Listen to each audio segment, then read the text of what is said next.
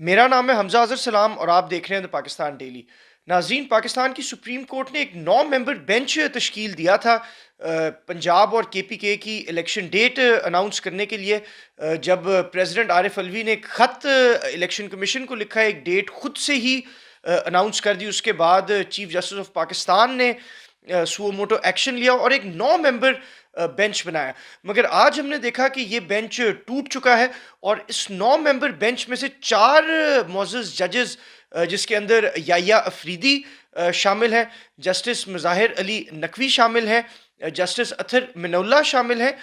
और जस्टिस इजाजुल एहसन शामिल हैं। ये 4 जजेस हैं जिन्होंने अपने आप को इस बेंच से अलहदा किया है। और इससे पहले जो जस्टिस मंडोखेल हैं, जो कि अभी भी इस बेंच का हिस्सा हैं, उन्होंने तो इस बात पे भी सवाल उठाया था कि क्या इस इशू पे सुओ मोटो एक्शन होना चाहिए कि नहीं। मगर बहरहाल हमने देखा कि जो पीडीएम हुकूमत है,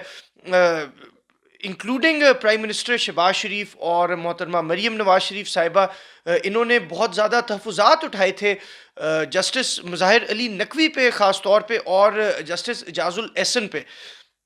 नाज़रीन, अभी हम आपको ये भी बताते चलें कि मियाँ दाऊद एक लाहौर के बड़े सीनियर वकील हैं,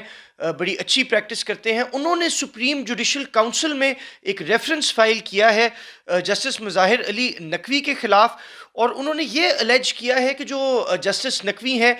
उन्होंने एक बिजनेसमैन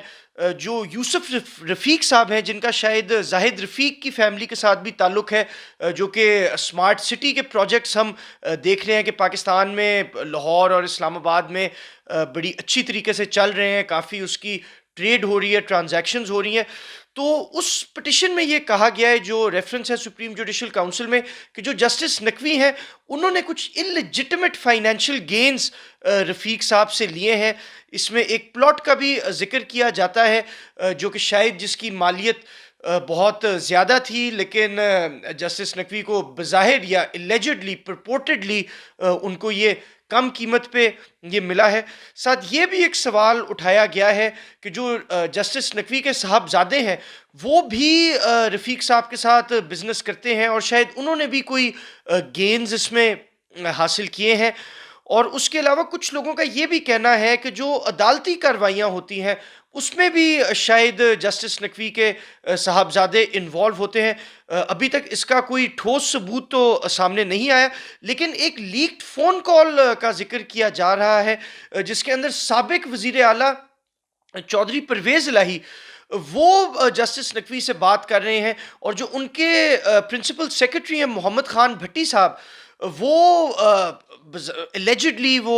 जस्टिस नकवी के पास मौजूद हैं, और उन दोनों अशखास के बीच में ऐसी गुफ्तगू है जो कि शायद एक सिटिंग सर्विंग सुप्रीम कोर्ट जज और एक सीनियर सियासतदान की, जो कि किसी केस में इन्वॉल्व हो, उसकी नहीं होनी चाहिए। ये बहरहाल जो इनकी गुफ्तगू थी, वो तो कहते हैं सीसीपीओ लाहौर के हवाले से थी, लेकिन एक सवाल पैदा होता है कि क्या कुछ जजेस कुछ सियासतदानों की तरफ ज़्यादा इंक्लाइंड है कि नहीं। कुछ लोग कहते हैं कि कुछ पर्टिकुलर जजेस, शायद जस्टिस काजी फ़ायज़ ईसा और अतहर मिनउल्लाह, ये पीडीएम की तरफ इनका टिल्ट है। कुछ लोग कहते हैं कि जो बाकी जजेस हैं, इजाजुल एहसन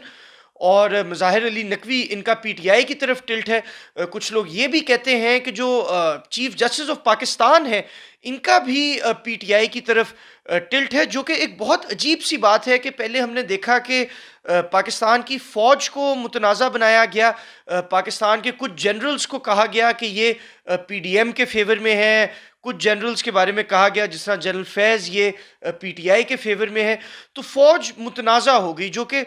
एक इदारा था जो फिर भी थोड़ी बहुत रिस्पेक्ट कमांड करता था। मगर आज हम देख रहे हैं कि फ़ौज तो मुतनाज़ा हो ही चुकी है, मगर जो पाकिस्तान की सबसे बड़ी अदालत है सुप्रीम कोर्ट, वो भी मुतनाज़ा हो गई। और इस बात को एक्नॉलेज करते हुए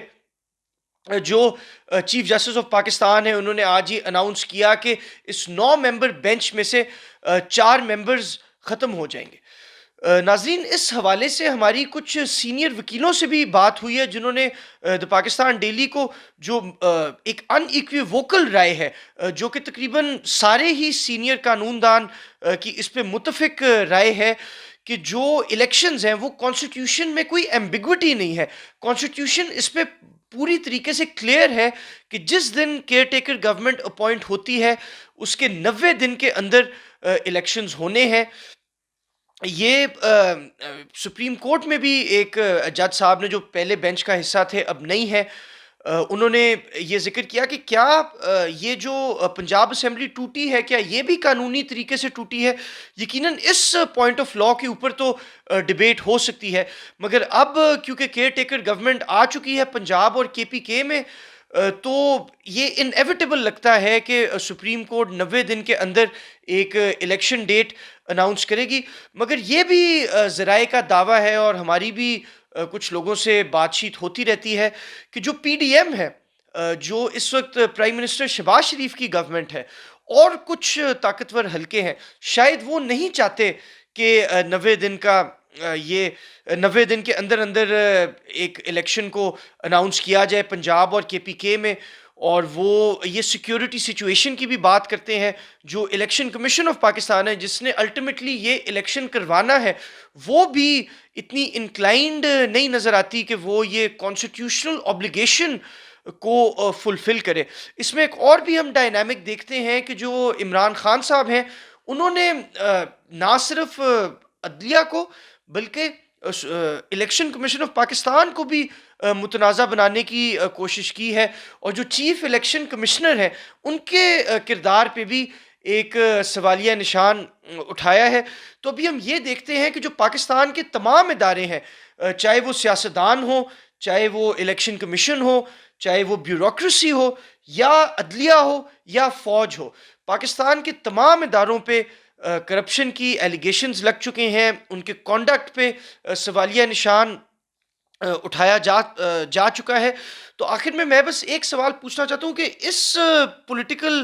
ٹرموائل جیسی سچویشن میں جہاں پہ کوئی کسی پہ بھروسہ نہیں کرتا اور سب ایک دوسرے پہ انگلیاں اٹھا رہے ہیں، کیا پنجاب اور کے پی کے میں اگلے 90 دن میں الیکشن ہو پائے گا کہ نہیں؟